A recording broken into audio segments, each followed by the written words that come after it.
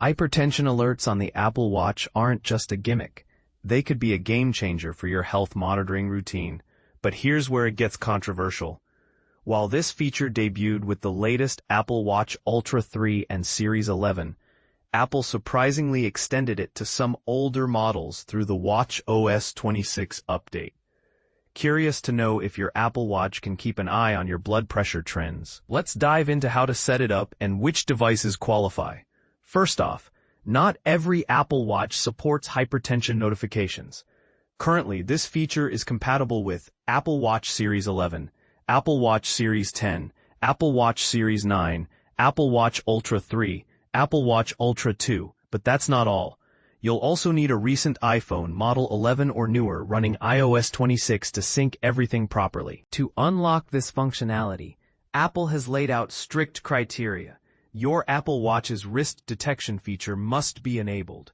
You need to be at least 22 years old, you cannot be pregnant, and you must not have been officially diagnosed with hypertension. These conditions are designed to ensure accurate monitoring and reduce false alerts, but might strike some as too restrictive. Should people with hypertension be excluded from this kind of tech support? That's a debate worth having. Activating the hypertension alert feature is straightforward once you meet all these requirements. On your iPhone, open the Health app and tap your profile picture at the top right. Navigate to the Health Checklist section under Features, select Hypertension Notifications, then confirm your age and health status regarding hypertension.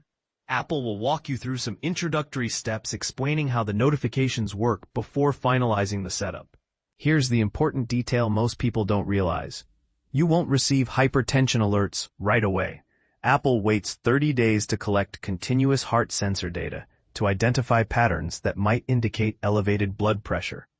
This method ensures that notifications are based on sustained trends rather than occasional spikes, making the feature more reliable and less likely to cause unnecessary worry.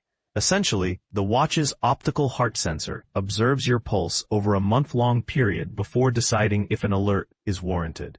To sum up, this new watchOS 26 feature turns your Apple Watch into a more insightful health companion, capable of spotting early signs of hypertension, if your device and personal health meet Apple's criteria. Interested in learning more? Apple's official support page offers detailed guidance.